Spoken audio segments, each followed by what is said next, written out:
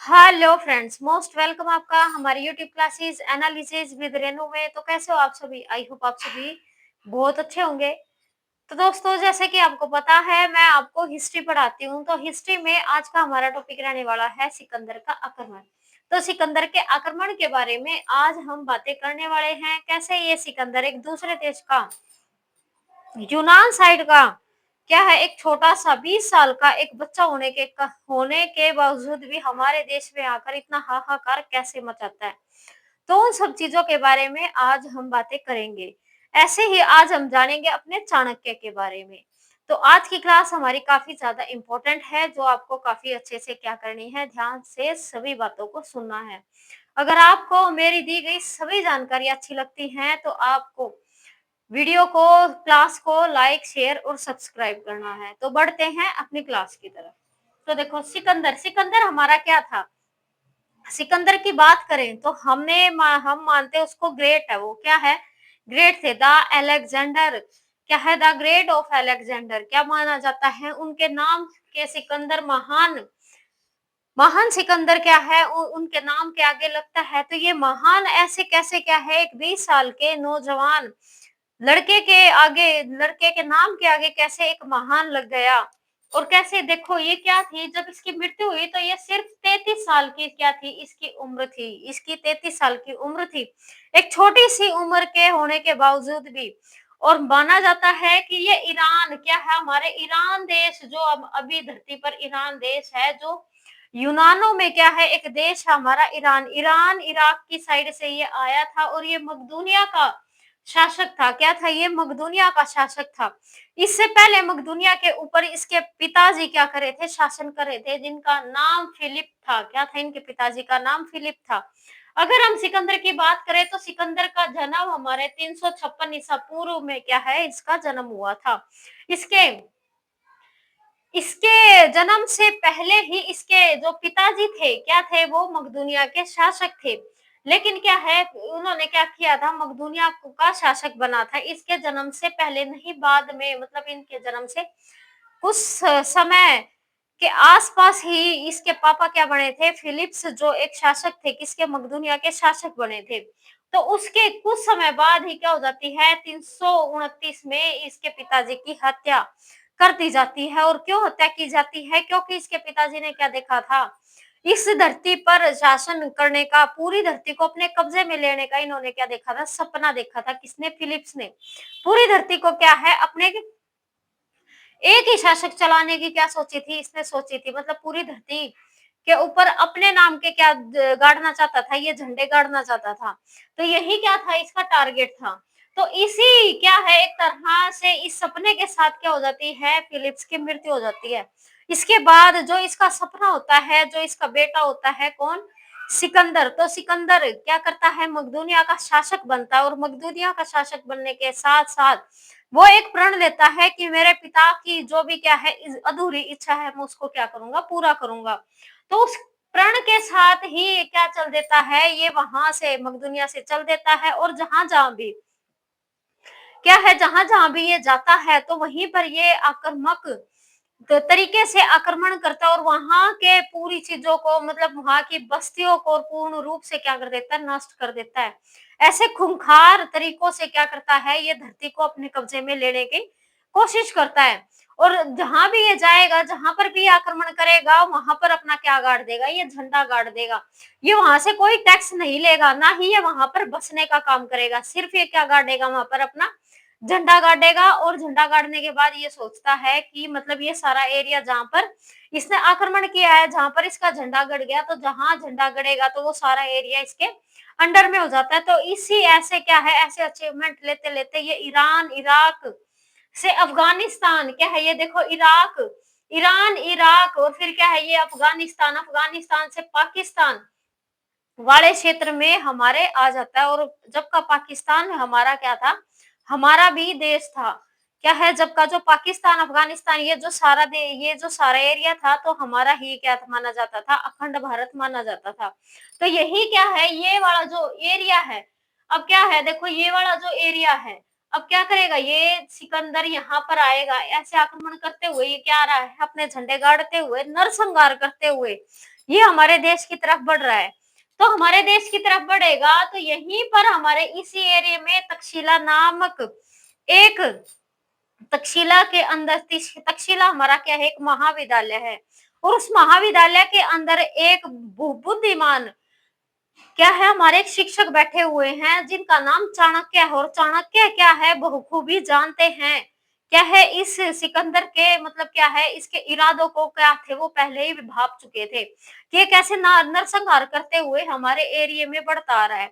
तो उसको उनको क्या हो जाती है, चिंता हो जाती है इस चीज की कि कैसे ये हमारे देश को क्या करेगा, हमारे देश की यहाँ की बहुत ज्यादा, हमारे देश की यहाँ की प्रजा के ऊपर और शासकों के ऊपर और हमारे यहाँ के समाज के ऊपर क्या करेगा, ये पूर्ण रूप से इसको नष्ट करेगा और पूर्ण रूप मतलब पूरी तरह से इसको खराब कर देगा।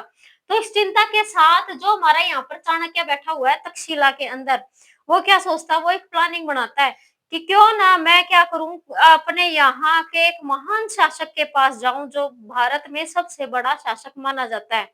तो उसी समय क्या है, यहाँ पर जो चाणक्य बैठे हुए हैं उनको ये चिंता हो गई कि यहाँ से कौन आ रहा है, सिकंदर आ रहा है और हमारे यहाँ के शासक के, हमारे यहाँ के भारत के ऊपर क्या करेगा, वो आक्रमण करेगा और यहाँ की राज व्यवस्था को, आर्थिक सामाजिक मतलब पूरे समाज को नष्ट कर देगा। क्या कर देगा, नष्ट कर देगा। तो फिर चाणक्य क्या कर सकता था, वो एक निर्धन ब्राह्मण था, क्या था वो, एक जात से तो वो ब्राह्मण था क्योंकि काफी ज्यादा क्या था, वो बुद्धिमान भी माना जाता है। तो वो एक ब्राह्मण था, तो उसने क्या लगाई, अपनी बुद्धि लगाई और बुद्धि लगाने के साथ उसने क्या सोचा कि क्यों ना मैं इस जो यहाँ पर मगध के अंदर, मैंने आपको मगध थोड़ा सा पढ़ा चुकी हूँ, मैं आपको 3 वंश मगध के मैं आपके करा चुकी। तो मगध के अंदर जब एक क्या है, हमारे नंद वंश का शासक घनानंद का क्या था, यहाँ पर राजपाट घना नंद का क्या चल रहा था, यहाँ पर राजपाट चल रहा था। तो घनानंद यहाँ का शासक था और मगध यहाँ पर सबसे ज्यादा शक्तिशाली माना जाता था। तो यहाँ पर ये सबसे सबसे ज्यादा क्या था, मगध के अंदर मगध के अंदर घनानंद बैठा था। इसको क्या भेजता है, ये मैसेज भेजता, मैसेज कैसे भेजेगा, ये खुद ही जाकर उसको क्या करेगा, खुद ही जाकर बताएगा कि हमारे देश में एक खूंखार सिकंदर नाम का एक यूनानी आ रहा है और वहां से काफी बर्बरता के साथ वो हमारे ऊपर आक्रमण करेगा और यहाँ की राज व्यवस्था को संभालने का काम आपका है, तो आप उससे युद्ध करो और उसको रोकने की कोशिश करो। तो यही चीजें बताकर घनानंद को क्या है, ये समझाने की कोशिश करता। अब घनानंद घनानंद हमने पढ़ा था महा पद्म नंदन का क्या है, ये वंशज है जो काफी ज्यादा क्या था, ये बलशाली था। क्या था ये, मतलब घनानंद जो है हमारा काफी ज्यादा, वैसे तो सैन्य सैन्य शक्ति तो इसकी काफी ज्यादा बलशाली थी, लेकिन ये खुद करैक्टर लूज था और काफी ज्यादा नशे में क्या है, ये रहता था, मतलब एक तरह से नशेड़ी था ये। और ये जब हमारा ये चाणक्य वहां पर जाता है मिलने के लिए, तो कहा जाता है 3 दिनों तक तो इतनी ज्यादा मंद्रा पान किया था घनानंद ने कि 3 दिन तो ये मिलने की भी क्या थी, एक तरह से कंडीशन नहीं थी कि किसी क्या है, ये ब्राह्मण के सामने आ सके या ब्राह्मण से क्या है कोई बातचीत ये कर सके। तो ये क्या है, 3 दिन के बाद इसको क्या आ जाता है, थोड़ा सा होश आता है किसको, घनानंद को। और चाणक्य फिर क्या है, वहां के जो भी हमारे दरबारी हैं उनको बोलता है कि मुझे इतना टाइम नहीं है, उधर से क्या रहा है, सिकंदर दिन प्रतिदिन बढ़ता हुआ आ रहा है, तो तुम क्या करो, जल्दी से जल्दी मेरी घनानंद के साथ क्या कराओ, मीटिंग करा दो। तो ये बातें क्या है, ये बातें घनानंद के तक पहुंच जाती है कि कोई क्या है, एक तरह से बहुत ज्यादा बहुमूल्य, बहुत ज्यादा बुद्धिमान एक ब्राह्मण आया हुआ है और आपके साथ क्या करना चाहता है, वो बातें करना चाहता है। तो घनानंद क्या कर देता है, उसके साथ बातें करने के लिए हाँ कर देता है। लेकिन पूर्ण रूप से घनानंद का नशा उतरा नहीं था, तो इसी वजह से क्या है, घनानंद जब इसकी बातें सुनता है, तो बातें सुनने के साथ साथ घनानंद क्या लेके जाता है, पूरा का पूरा अपना मैप लेके जाता है, मतलब क्या है, चाणक्य पूरा मैप लेके जाता है कि कैसे-कैसे क्या है, सिकंदर हमारे देश में आक्रमण करने के लिए आ रहा है और कहाँ से वो आक्रमण करेगा और कैसे करेगा। तो ये और आपको कहाँ से क्या करनी है, अपनी रणनीति बनाकर कहाँ से आक्रमण करना है। तो ये सारी चीजें क्या करता है, घनानंद को समझाने की कोशिश करता है चाणक्य। लेकिन क्या है, जो ये हमारे चाणक्य जी थे, ये क्या थे, इनको छोटी मतलब इनको क्या है, माता निकल आई थी जब छोटे क्या थे, ये छोटे थे। तो इसी वजह से इनको माता निकल आई थी, तो पूरे फेस पर या पूरी बॉडी पे इनके क्या थी, गड्ढे बने हुए थे और सांवले रंग के थे ये, तो इसी वजह से काफ़ी ज़्यादा क्या थे ये, देखने में काफ़ी ज़्यादा भद्दे लगते थे ये। तो इसी वजह से उ उनको क्या है एकदम से देखता है कौन घनानंद किसको? चाणक्य तो उनकी शक्ल को देखकर क्या कर देता है वो काफ़ी ज़्यादा क्रोधित हो जाता है घनानंद और उनको फटाक से क्या मारता है फिर लात मार देता है एक ब्राह्मण को। और ये सारी चीज़ें देखकर पूरा का पूरा दरबार है बिल्कुल सुन्न हो जाता है और सुन्न होने के बाद ये कहता है कि ये क्या कर दिया घनानंद ने, क्या है ये क्या अनर्थ कर दिया, क्योंकि तब के टाइम में एक ब्राह्मण की और एक गुरु का सबसे ज्यादा भगवान से भी बड़ा क्या था, ये पद था एक ब्राह्मण का और एक गुरु का। अब उसने क्या किया था, एक ब्राह्मण को लात मारी थी और एक क्या है एक सच्चे ब्राह्मण को उसने क्या मारी थी, लात मारी थी।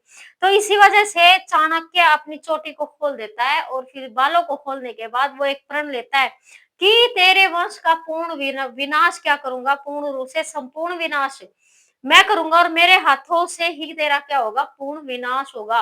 तेरा कोई भी एक वंशज भी मैं जीने नहीं दूंगा और तेरा पूरा का पूरे साम्राज्य को मैं नष्ट करने का काम करूंगा। तो इस प्रण के साथ ये वापस से दरबार से निकल आता है चाणक्य और देखता है रास्ते में जैसे ही क्या है ये क्रोधित होके बाहर निकलता है तो थोड़ी दूर जंगल के रास्ते से ये गया है, क्या है पैदल पैदल पैदल क्या है ये गया था यहाँ से तक्षशिला पाकिस्तान से मगध हमारे बिहार में क्या है ये पैदल पैदल गया था घनानंद को ये सारी चीजें बताने के लिए। लेकिन घनानंद क्या है, एक मूर्ख है, क्या है एक मूर्ख है बहुत ज्यादा, जो इस व्यक्ति की क्या है एक तरह से बहुत जो बहुमूल्य टाइम है और बहुमूल्य ये व्यक्ति इसकी इम्पोर्टेंस नहीं समझता तो इसके क्या कर देता है ये अपमानित कर देता है।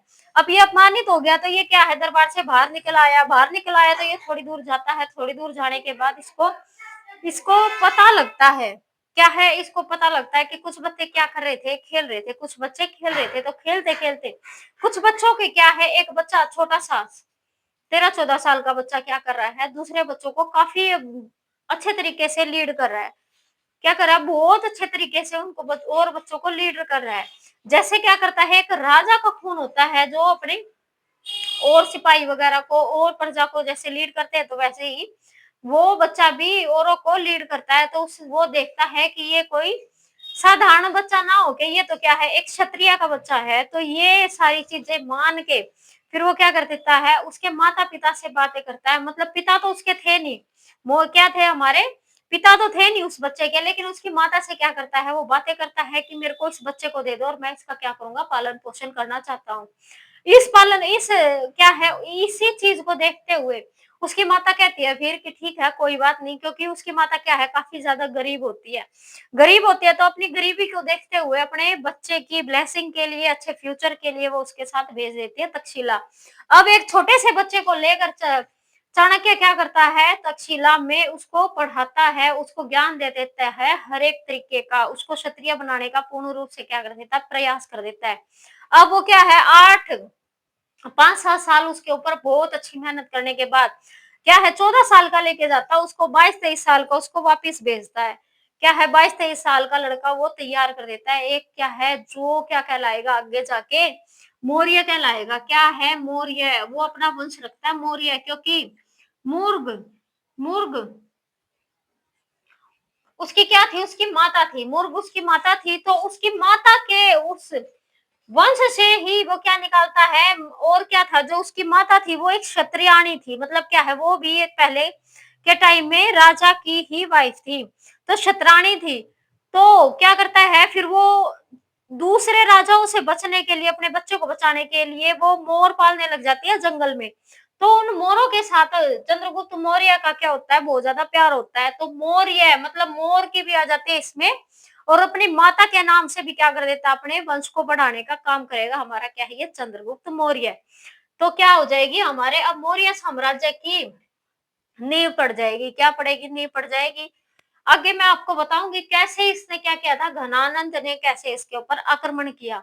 अब हम पढ़ लेते हैं एक बार थोड़ा सा अपना सिकंदर के बारे में, क्या पढ़ लेते हैं सिकंदर के